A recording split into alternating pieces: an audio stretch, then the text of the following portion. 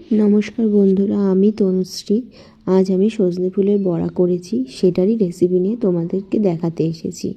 তো প্রথমে সজনের ফুলগুলো পরিষ্কার করে জলে ধুয়ে নিতে হবে। তারপরে একে একে বেসন, চালের গুঁড়ো, খাওয়ার সোডা, নুন, হলুদ, কালো জিরে আর কাঁচা লঙ্কা দিয়ে সামান্য জল দিয়ে মেখে নিতে হবে। তারপরে কড়াইতে অল্প তেল দিয়ে, সাদা তেল দিবে। তো তারপরে একে একে বড়াগুলো সাজিয়ে ভাজতে দেবে, কিন্তু মিডিয়াম আঁচে দেবে যেন পুড়ে না যায়। একে একে এরকম লাল লাল করে মিডিয়াম আঁচে ভেজে নিতে হবে। আর বড়াটা এতটাই টেস্টি হয়, আর বড়াটার উপকারিতা অনেক। আপনারা যারা খাননি একবার খেয়ে দেখবেন, আর গরম ভাতের সাথে এটা পরিবেশন করবে, দুর্দান্ত লাগে। একবার ট্রাই করে দেখতে পারেন আমার এই রেসিপি দেখে। যদি ভালো লাগে একটা লাইক, কমেন্ট, শেয়ার করবেন। আর এরকম ভিডিও পেতে আমাকে ফলো করবেন। নমস্কার।